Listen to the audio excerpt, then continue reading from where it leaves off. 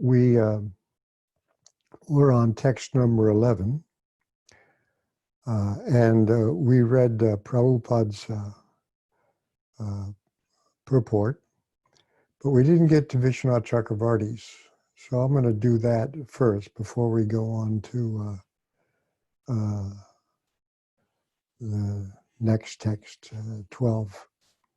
So first I'll say like this: Om Namo Bhagavate Vasudevaya. Om Namo Bhagavate Vasudevaya. Om Namo Bhagavate Vasudevaya. So text 11 in Bhagavatam 1:2, 11.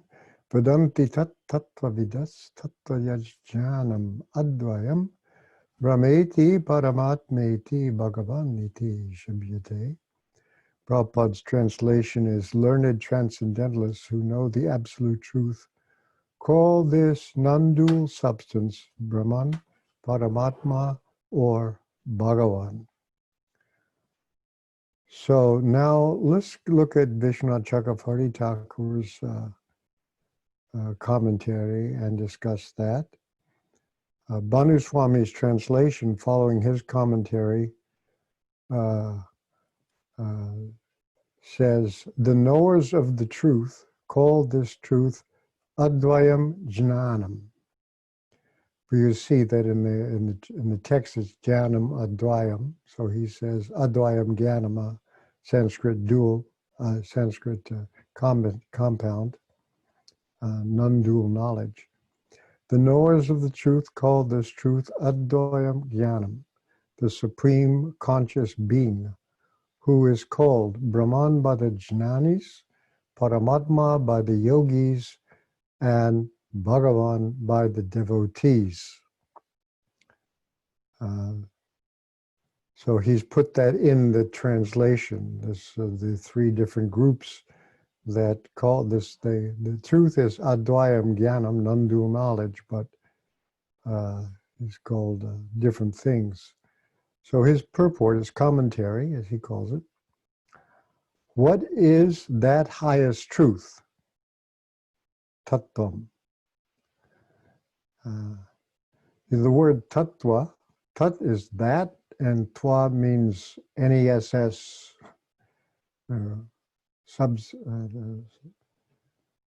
suffix ness, thatness, just suchness or thatness. What is that highest truth, tattvam? This verse explains, it is Advaya Jnanam. So he's simply taking those two words and put them together in a compound. And what is Jnanam? It is called Brahman. What the Jnanis call Brahman is Jnanam. According to them, it is without form, without distinction of knower and known, and a condition of consciousness alone. So then he goes on to explain, this jnanam is called Paramatma by the yogis. This jnanam is Advaitam because of oneness between him and his Shaktis, Jiva and Prakriti. So here, with this first part, oneness between, this is the Gyanis who understand like this. Oneness between him and his Shaktis, the Jiva, two Shaktis, two powers, Jiva potency and Prakriti potency. So is called, on the one hand, with the one group, oneness between him and his Shaktis. Two, and this is the yogis, because as cause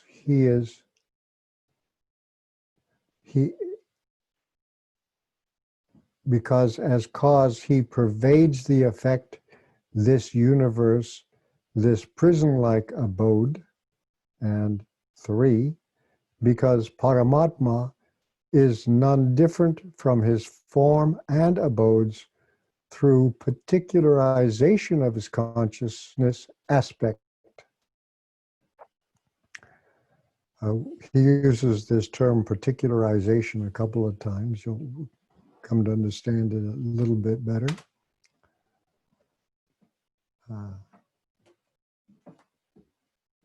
According to the yogis, the form of Paramatma is still pure jnana because his form is the same as knowledge.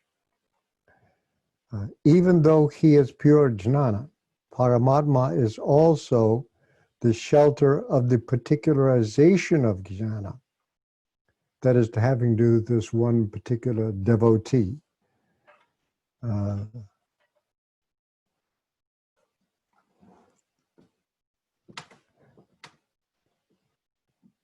Because he performs functions such as acting as witness. So that's his particularization. He's not known in full, but he's known in this particular way of consciousness as being acting as the witness, the one who sees everything, is the witness of all actions.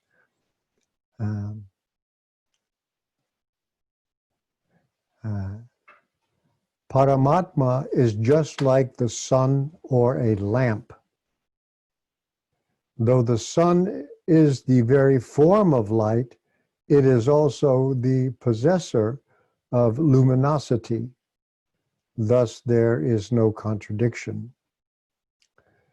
Paramatma is understood to have a form as shown in the following verse. And now he quotes from Bhagavatam 2:28, Kechitra dihantar hridaya vakshase pradesha matrim purusham vasantam chaturbhujam kanja ratanga sanka gadadaram dharanaya smaranti. And Prabhupada's translation of this, others conceive of the personality of Godhead residing in the body, in the region of the heart, and measuring only 8 inches, right, this big, measuring only 8 inches with 4 hands carrying a lotus, a wheel of a chariot, a conch shell, and a club, respectively. This jnanam is called Bhagavan by the devotees. So now he explains the reasons that he gives 4 reasons. He is called Advayam, that's to say without no second thing. There is no two, just Advayam. He is called Advayam, one, because material energy is the Shakti, and the Shakti and Shaktiman are one. Shaktiman means the possessor of the Shakti and the Shakti, but they're both one. So he's called Advayam. 2, because he is different from the jivas in illusion. Another meaning of Advaya means unique. Again, Advaya, no second thing. So the one way of understanding it is unique. There's nothing else like him. 3, the third one, these are my numbering, because the jivas are distinct amshas or parts of the whole. So there's a parentheses, identity of part and whole. And 4, because no one is in the same position as the Lord. Advaya means having no equal or unique. Unique means one without a second. According to the devotees, though Bhagavan is pure jnana, as the yogis and the jnanis agree, he has a form possessing the 6 qualities described by the word bhaga, which is non-material, because the form is pure consciousness. Thus it is said in the Vishnu Purana, Aishvaryasya samagrasya viryasya yashasya shriyaha jnana vairagyayus chaiva shanna bhaga itingana. Bhaga of 6 parts is defined as follows. These are the 6 opulences: complete control, complete influence, complete excellent qualities of body, mind, and word, complete beauty or wealth, complete knowledge, and complete detachment from worldly affairs. So these are his wealth, strength, fame, beauty, knowledge. Those are all opulences. And the one that we don't usually notice, renunciation. We don't think of that as an opulence, just a poverty, but this is the same definition that Prabhupada has given us, Aishvarya Samamagrasya, from the Vishnu Purana. Now he quotes another verse from the Vishnu Purana. Jnana Shakti Balaishvarya Virya Tejam Shasheshataha Bhagavat Chapta Vachyani Vina Heyar Gunadibihi. The word Bhagavan means to be endowed with unlimited knowledge, sense power, bodily strength, power of control, influence, and beauty without inferior gunas. So this is another place in the Vishnu Purana. They've given numbers for these, but they're obviously a mistake somewhere in the editing on this one because they don't make sense. So then he goes on, Vishwanath Chakravarti, after having these 2 quotes from the Vishnu Purana. Though he is situated within and without in various forms of pure consciousness with 2 or 4 hands, and though there is eternally a difference between him and the jiva as served and servant, he is still Advaya or one. That the difference between jiva and the Lord is eternal is stated in the Skanda Purana. Nachavante hi madbhakta mahatyam pralayad api.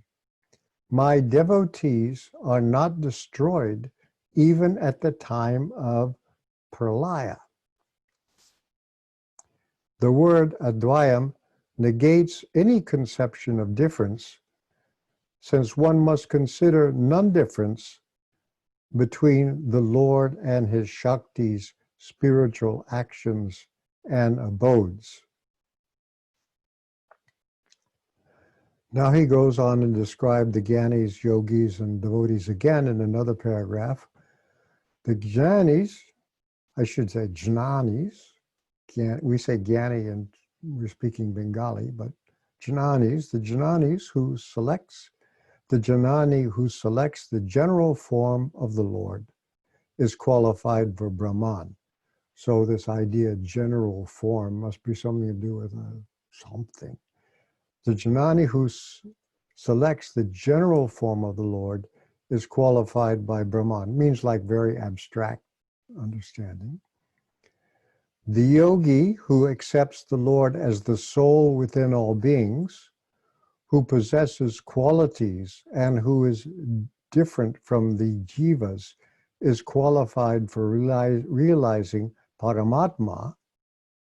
And then the third, the devotee who accepts the Lord, who possesses an inconceivable and infinite form of knowledge and bliss with infinite qualities and pastimes, is qualified for realizing Bhagavan. Actually, he alone exists. That's Bhagavan. Because the definition of the absolute truth is that besides which there is no second thing. And now he goes on and says, this is shown in the following verses. And now he has several quotations. First from 10th Canto, 1432. Aho bhagyam, nanda gopal vajaukasham, yan mitram paramanandam, Purnam Brahma Sanatanam. How greatly fortunate are Nanda Maharaj, the cowherd men, and all other inhabitants of Braja Bhumi. There is no limit to their good fortune, because the absolute truth, the source of transcendental bliss, the eternal supreme Brahman, has become their friend. Well, this is a nice verse here. Aho bhagyam, aho bhagyam. Prabhupada mentioned somewhere that repetition means strong feelings. Aho bhagyam, aho bhagyam. In the next quotation he has here, you may recognize this one. It's also found in the 10th canto, 1073:16. Krishnaya Vasudevaya Haraye Paramatmane Pranatha Klesha Nashaya Govindaya Namo Namaha. Again and again we offer our obeisances unto Lord Krishna, Hari, the son of Vasudeva. That supreme Paramatma, Govinda, vanquishes the suffering of all who surrender to him. Some of us are still waiting, but it will come. Next quotation from Bhagavatam 8:24-38. Madiyam mahimam cha paramam brahmeti shabditam vechyasya nugrahitam me samprashnayar Vrivritam Hridi. By my mercy, you will realize my power, known as the impersonal Brahman, which will be disclosed in your heart through questions and answers. Next quotation is short. Bhagavad Gita 14:27. Brahmano hi pratishtaham. I am the basis of Brahman. Pratishta means basis, support, foundation of the Brahman, impersonal Brahman. And then again, another short quotation from Bhagavad Gita 10:42. Vishtavyaham idam krishnam eka amshena stito dagat. I pervade this universe by my one portion, Paramatma. Eka amshena stito jagat. By one little piece of myself, I sustain this entire creation. Little bit. Vishnu Chakravarti continues after giving those quotations. This is also shown, that is the superiority of Bhagavan. This is also shown by the attainment of prema for worshippers of Bhagavan. Because the worshippers of Brahman and Paramatman do not attain prema, it can be seen that Bhagavan is the root of the other forms, though Bhagavan is both Brahman and Paramatman. The yogi worshipping Paramatma is superior to the jnani who worships the Brahman. But the worshipper of Bhagavan is superior to the yogis. This hierarchy is seen in the Gita. Hierarchy, by the way, basically it's a Greek word meaning holy order. Hieros arche. That's the basic meaning of hierarchy. So he quotes from the Gita here. This is chapter 46 and 47. Tapasvibhyo diko yogi jnanibhyo pi mata dikaha karmibhyascha diko yogi tasmat yogi bhavarjuna yoginam api sarvesham madgatenantaratmana Shraddhavan bhajate yo mam same yuktatamo mataha. And this is, of course, Vishnu Chakravarti's way of explaining it. According to me, the yogi is better than the tapasvi, better than the jnani, and better than the karma yogi. Therefore, be a yogi, Arjuna. But I consider he who worships me with faith, with mind attached to me, to be greater than all types of yogis. And that's pretty much the end of the purport. He has a little Sanskrit comment sentence explaining something about why the possessive is used in the ablative instead of something else. So that's his purport on that particular verse. Now we can go on.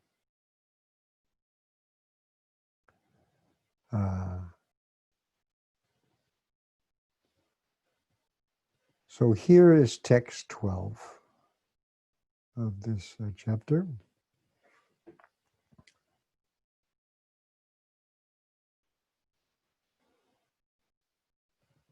We've got two different texts up here. What's going on?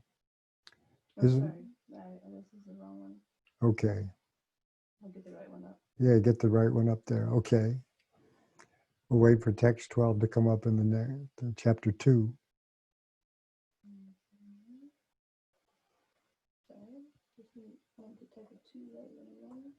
There's a whole new system now. We're just learning. Okay. Tachtra dadana munayo jnana vairagya yuktaya pasyant yatmani shatmanam bhaktya shutta grihitaya. The seriously inquisitive student or sage, well equipped with knowledge and detachment, realizes that absolute truth by rendering devotional service in terms of what he has heard from the Vedanta Shruti.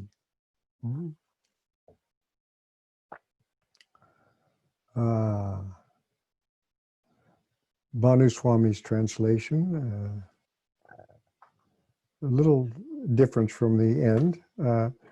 The seriously inquisitive student or sage, well equipped with knowledge and detachment, realizes that absolute truth by rendering devotional service after hearing from Guru. That's his translation of Shrutagrahitaya. The word Shradadana, seriously inquisitive, in the Sanskrit dictionary, Shradadana, they translate this as having faith, trustful, or believing. So Prabhupada translates it as seriously inquisitive. You're surrendered, really, by this idea of having faith or trustful or believing. You're a good disciple.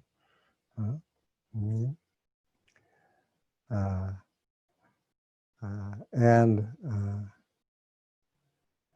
the other word that's in here that's kind of interesting is grihitaya, the last one, which Prabhupada translates as well received. The word grihita,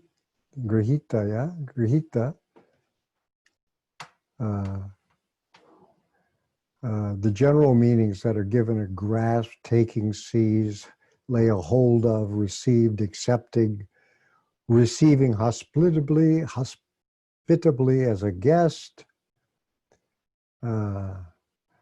And then finally, from actually quoting the Bhagavatam on this translation, received completely into one's mind. And this is opposed to the word adhita, which means studied but not successfully. So it means you successfully studied, grihita, rather than ahita. Ahita is you've studied, but you didn't really grasp it fully. But grihita, you've fully got it, even though you've studied it.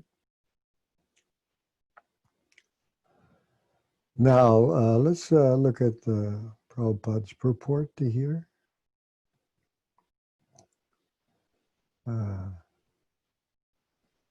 Again, realize his translation, the seriously acquisitive student or sage, well equipped with knowledge and detachment, realizes that absolute truth by rendering devotional service in terms of what he has heard from the Vedanta Shruti.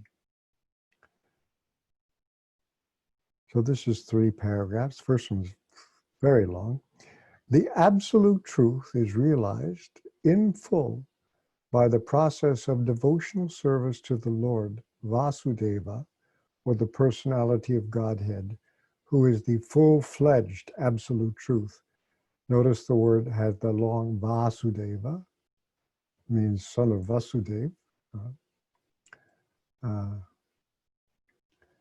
Brahman is his transcendental bodily effulgence, and Paramatma is his partial representation. As such, Brahman or Paramatma realization of the absolute truth is but a partial realization. There are 4 different types of human beings: the karmis, the jnanis, the yogis, and the devotees, the bhaktas, we could say. The karmis are materialistic, whereas the other 3 are transcendentalists, or transcendental, materialistic and transcendental. The first class transcendentalists, so now we've separated the karmis out as not being transcendentalists, and then the transcendentalists are of these 3 classes. The first class transcendentalists are the devotees who have realized the Supreme Person. The second class transcendentalists are those who have partially realized the plenary portion of the absolute person. Remember, the word plenary means having full power. When they have a plenary meeting of some body, it means that they're empowered to do certain things. It's just not a discussion. So this plenary portion of the absolute person is a portion, but plenary portion. And the third class transcendentalists are those who have barely realized the spiritual focus of the absolute person. That's a very nice locution there. Barely realized the spiritual focus of the absolute person. As stated in the Bhagavad Gita and other Vedic literatures, the Supreme Person is realized by devotional service. Remember, when Prabhu says realized knowledge, it means experienced knowledge, not just theoretical, but actual something you have experienced. The Supreme Person is realized by devotional service, which is backed by full knowledge and detachment from material association.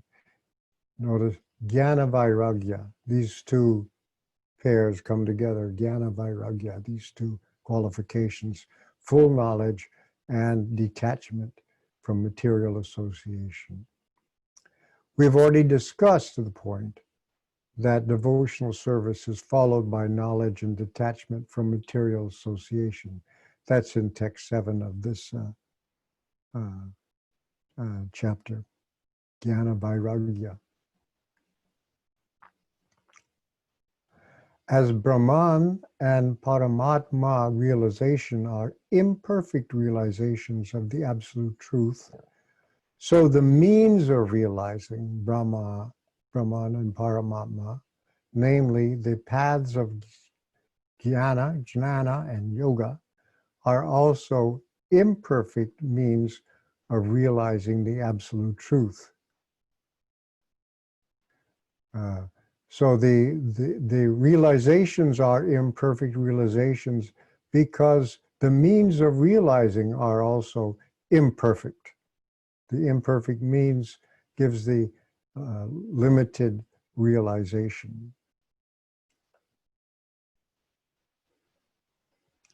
Devotional service, which is based on the foreground of full knowledge combined with detachment from material association, and which is fixed by the oral reception, no, oral from the ears, oral from the mouth, oral from the ears. By the oral reception, I lost my place. Thank you. The oral reception of the Vedanta Shruti is the only perfect method by which the seriously inquisitive students can realize the absolute truth. Devotional service is not, therefore, meant for the less intelligent class of transcendentalists. So here Prabhupada is implicitly talking about the Mayavadi presentation of devotional service, propagated widely by the Ramakrishna mission.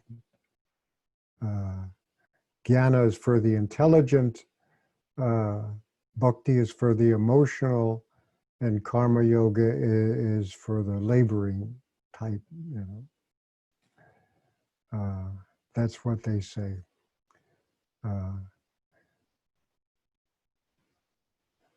But here we say there are three classes of devotees, namely first, second, and third class. The third class devotees are the neophytes who have no knowledge and are not detached from material association. We call these the Kanishta Adhikari. Their qualification is their Kanishta. That's where these terms come about. And so Prabhupada, without using those terms here, he gives a description that, which will later be discussed, this Kanishta Adhikari, Madhyama Adhikari, and Uttama Adhikari, or Mahabhagavata. But he introduces them here without using those terms. So the third class devotee, or neophytes, who have no knowledge and are not detached from material association, but who are simply attracted by the preliminary process of worshiping the deity in the temple, are called material devotees. Material devotees are more attached to material benefit than transcendental profit. So it's true, you do get your little piety and then you get some material benefits, but the transcendental profit sometimes usually eludes them. Therefore, one has to make definite progress. When Prabhupada says definite progress, we can tell you exactly how. Definite progress from the position of material devotional service to the second class devotional position. In the second class position, the Madhyama Adhikari, the devotee can see four principles in the devotional line, namely the personality of Godhead, his devotees, the ignorant, and the envious. These four are the ones here. Make that distinction between these four groups. The Lord, his devotees, the ignorant who are innocent but ignorant, and the envious. They've come into contact but they've rejected. One has to raise himself at least to the stage of a second-class devotee and thus become eligible to know the absolute truth. So here, to go to the second-class platform, there's something we can do. And then you're eligible to know the absolute truth. And here, the next step is simply by the grace of God. You've attracted something, done something to have this cause. It's called causeless, because you don't really deserve it, but it happens anyway. A third-class devotee has to receive the instructions of devotional service from the authorized sources of Bhagavata. The number one Bhagavata is the established personality of devotee, and the other Bhagavatam is the message of Godhead. The one ending is masculine, the devotee, Bhagavata, and the other is neutral, the book Bhagavatam. Such a personality of devotee is not a professional man who earns his livelihood by the business of Bhagavatam. So when Prabhupada says professional, it is not a term of praise as it is in America or maybe Europe. If we say something is professional, oh, they do it very well. It's a professional job, not an amateur job. Here, professional means, in Prabhupada's context, you do it just for the money. So it's not a term of approbation. Such a neophyte devotee makes a show of hearing from the professional,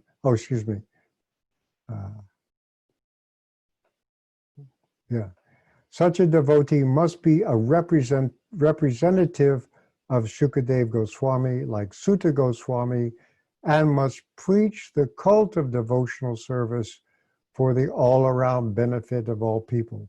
So he represents Shukadev Goswami and preaches for everybody. A neophyte devotee has very little taste for hearing from the authorities.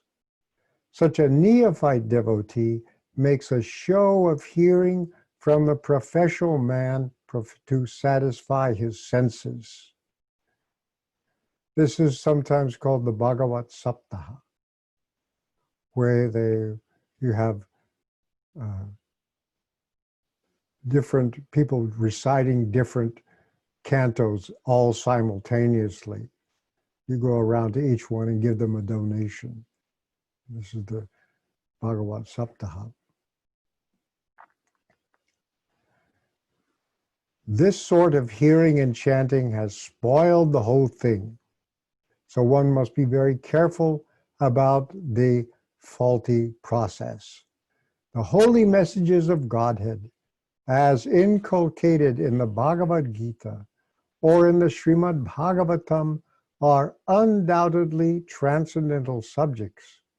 But even though they are so, such transcendental matters are not to be received from the professional man who spoils them as the serpent spoils milk simply by the touch of his tongue.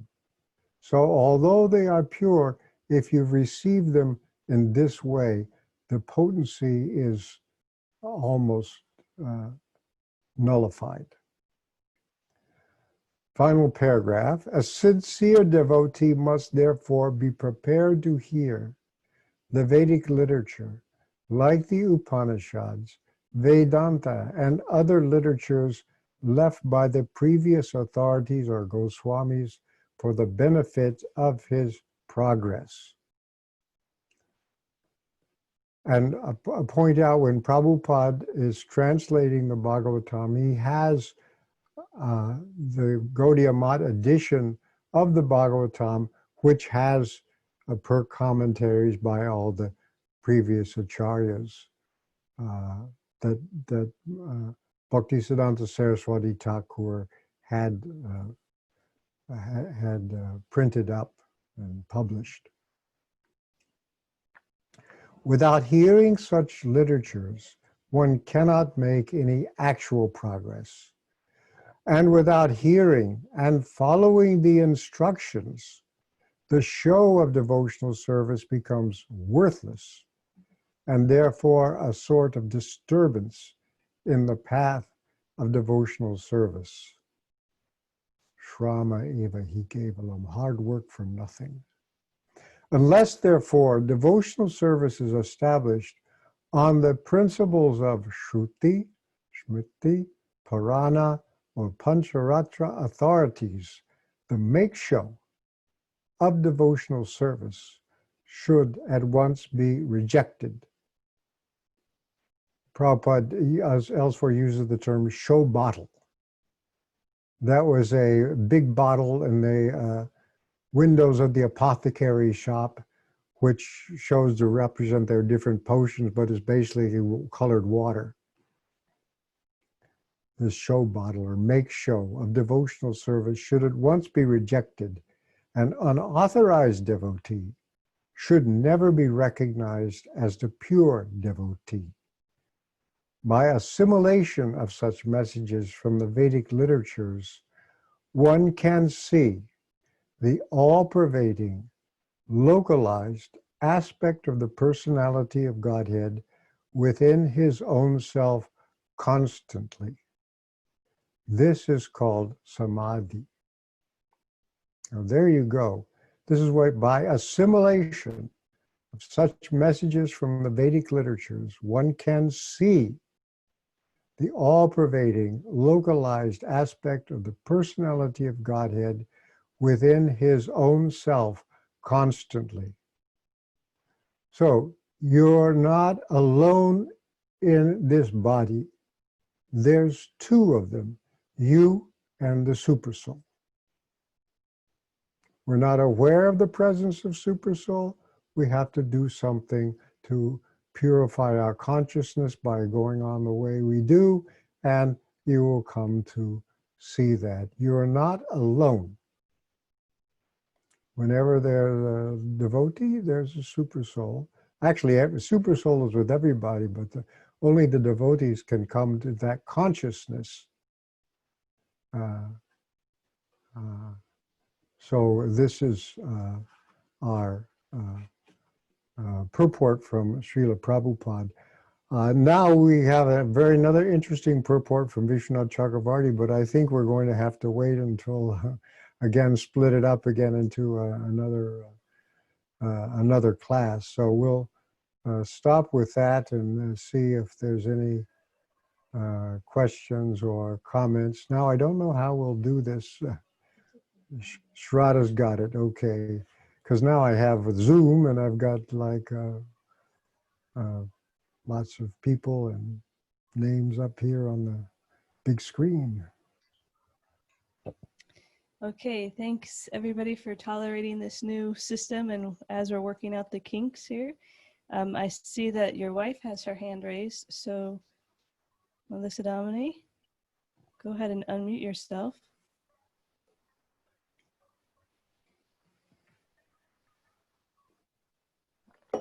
Let's see if you're able to unmute yourself. Maybe she can't hear you, huh? No? Still muted. It's a mistake. I was just trying to make it so I had everybody on the screen, and I was just pushing things. Okay. Well, that wasn't a real raised hand. That was okay. No, the hand was just better than the thumbs down. Okay. Okay, we'll remove your hand then. We got this stuff and this stuff. Yeah, there's all kinds of, once I pushed one, then I had to push something. I thought it was just saying hello. Okay. Hi. Okay, Vijay Krishna Prabhu, go ahead. Hare Krishna. Yes, go right ahead. Maharaj, can you hear me?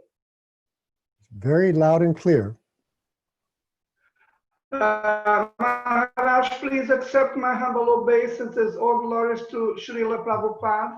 And thank you for your class. My question is related to 1 to 12, where I find in the purport, you just read it, that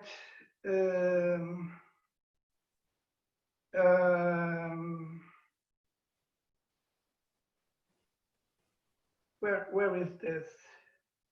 Yes, it's here.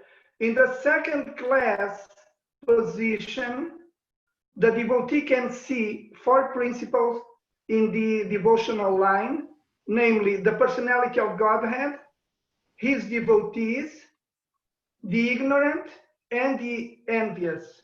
So my question is, what is envy? The word uses the word envy generally just to mean inimical, someone who's hostile.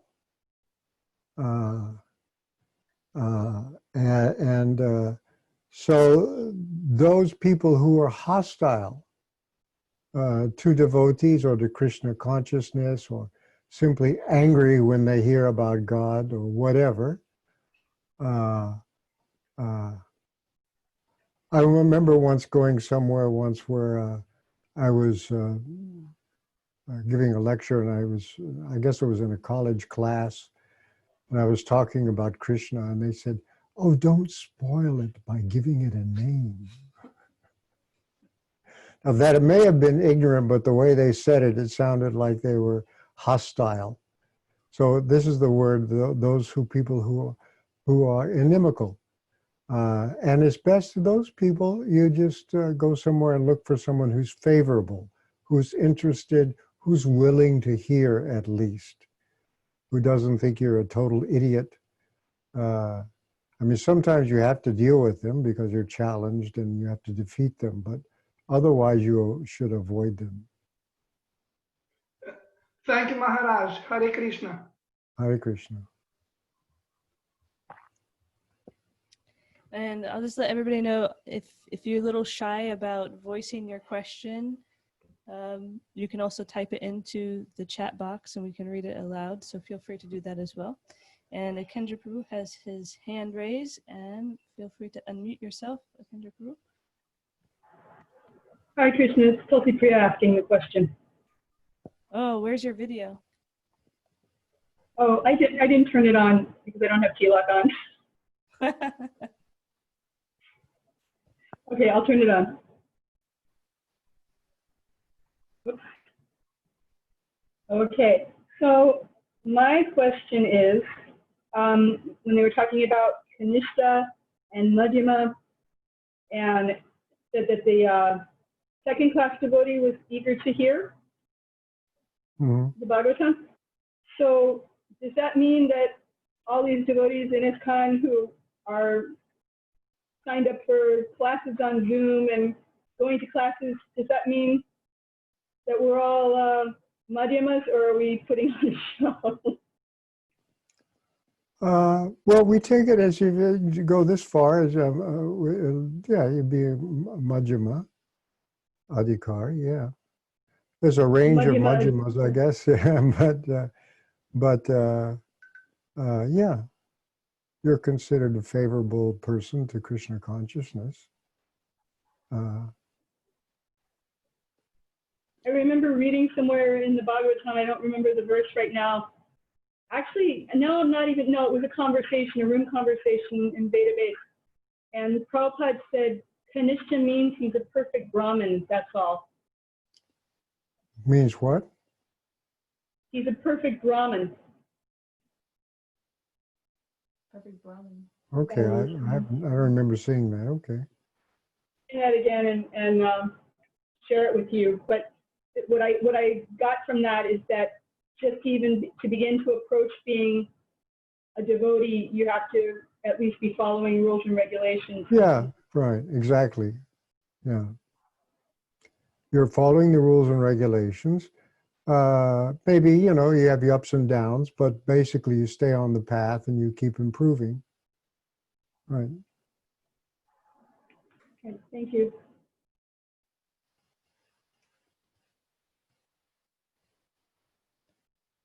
Anybody else? Any questions or comments? Anything that stuck out to you during class today?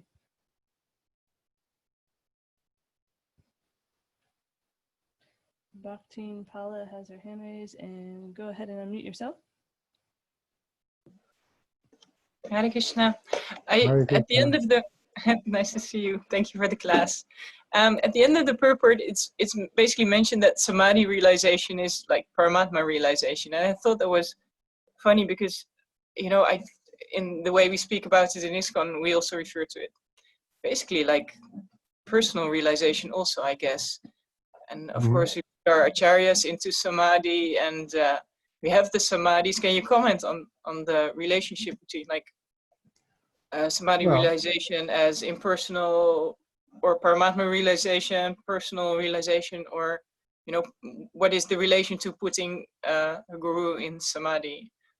well, that's just the way of saying that person who we put into samadhi is actually with Krishna. You know,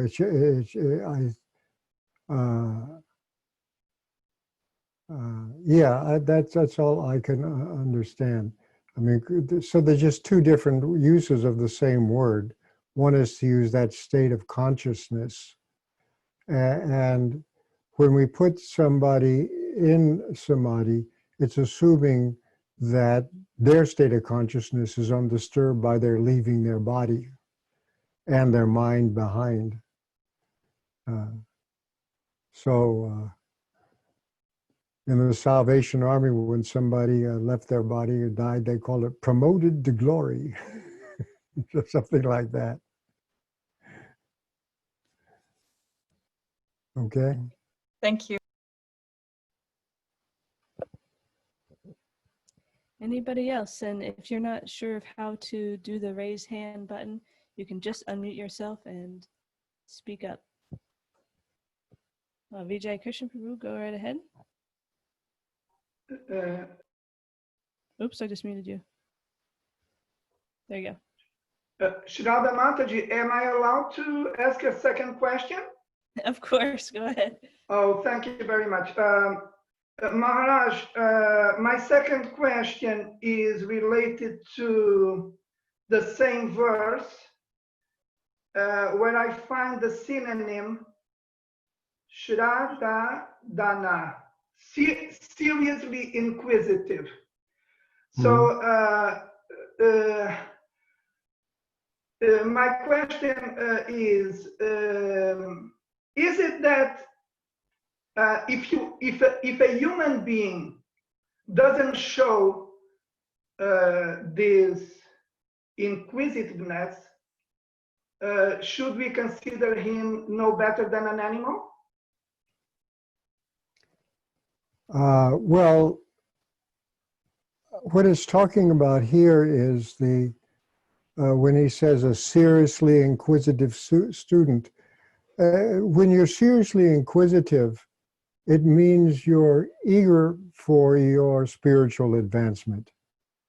And this just goes back to the statement that Prabhupada gave that human life is meant for self-realization. That's what human life is for. You have this higher consciousness that differentiates us from the animals because we can be inquisitive. Why am I here? What am I doing here? How did I get here?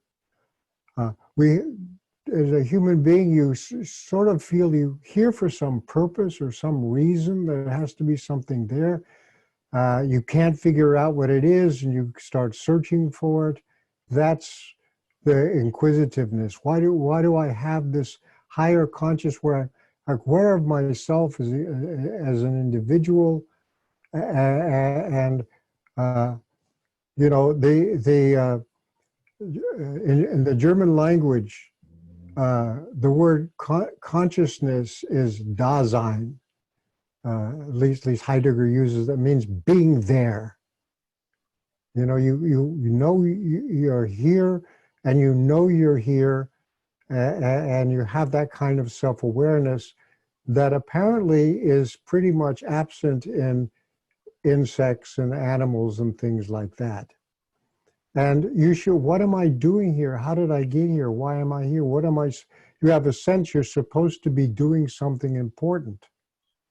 And then everybody tells you, yeah, you're supposed to make money. You're supposed to enjoy yourself. You're supposed to be, you know, and And you do those things and you're still not satisfied. And you think, where did I go wrong? I did everything you told me to do. I went to school. I got good grades. I got a professional degree. I, did so many nice things. There'll be a nice obit for me in the New York Times. What does it mean? Is that all there is?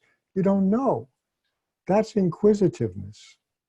And it just comes with that consciousness is also self-conscious. And so you're aware of yourself as a conscious being. And if your consciousness expands a little bit, you can tell that you're not just alone in this body, there's two of you, the soul and the super soul. And when there's some realization of super soul, you cannot doubt God's existence in that feature any more than you can doubt your own. Can you doubt your own existence? No, Maharaj. No, you can't, because who's doubting, right?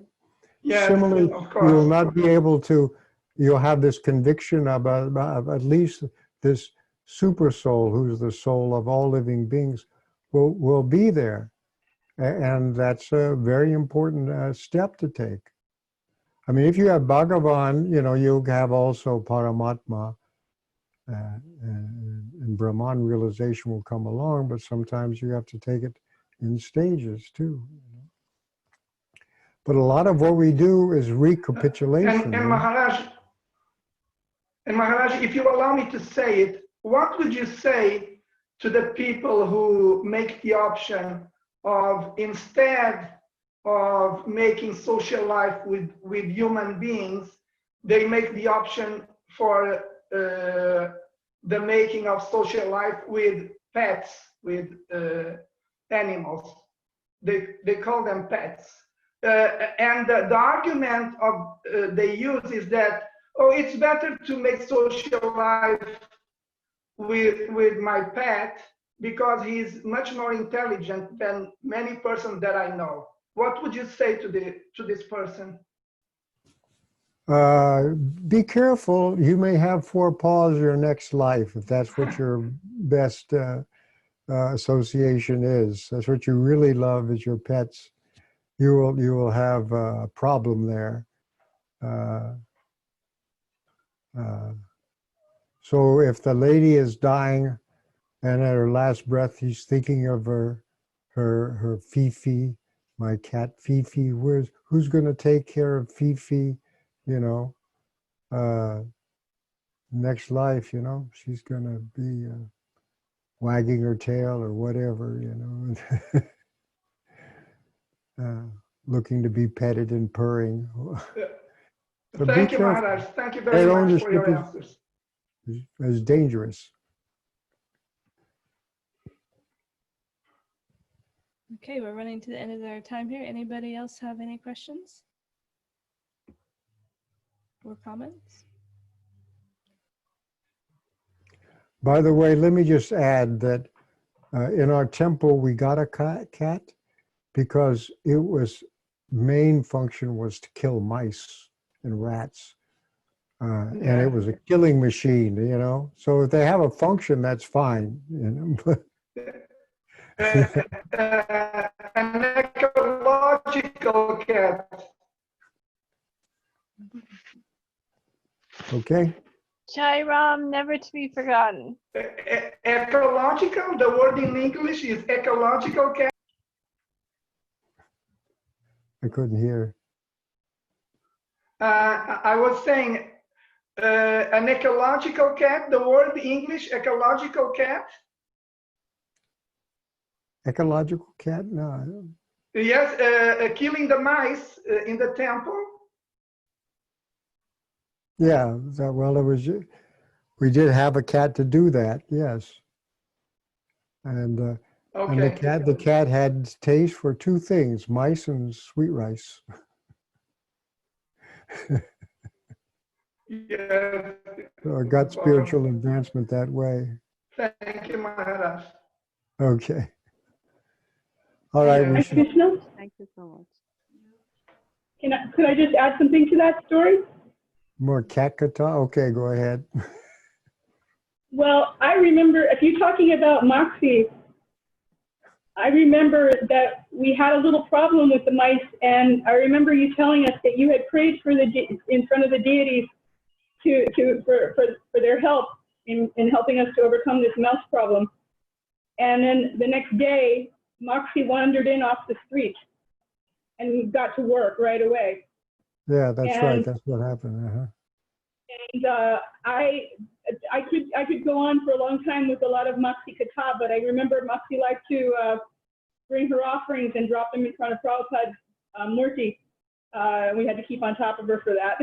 That's right. She's the best cat ever. What kind of offerings? What kind of offerings? Rats. Mice. Oh, okay. That's what he told. After her, but she understood who Prabhupada was, and she would, and she didn't do it every time. She did it maybe once or twice, but she would bring mice to the altar? Not to Well, the altar. we didn't encourage her to do that. No, I know, but we caught her a couple of times. Okay, that's funny. That's very funny. Yes. See, yeah. Okay, we'll stop here. All right. Thank you very much. If anybody would like to say Thank you very hello, much, Maharaj. unmute yourself. Thank you very much. If anybody would like to say Hare Krishna, go ahead and unmute yourself. You can do so. I will. Thank you so Okay. much, Maharaj. Thank you very much, Gurudev. Hare Hare Krishna. Hare Krishna. Srila Prabhupada ki jai.